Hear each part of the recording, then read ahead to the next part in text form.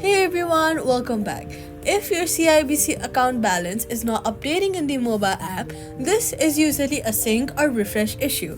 First, start by swiping up from the bottom of your screen, look for the app, swipe it away and close the app completely. Wait for a few seconds, then reopen it. Make sure you are connected to a stable internet connection. First, try switching between Wi-Fi and mobile data. If not possible, just make sure that you're connected to a stable connection. Then, pull down on the account screen to manually refresh your balance. If the balance still looks incorrect, log out of the app and log back in. Keep in mind that pending transactions may not appear immediately, especially on weekends or holidays. If the issue continues, wait for a few hours and check again later, and that's it. Subscribe for more.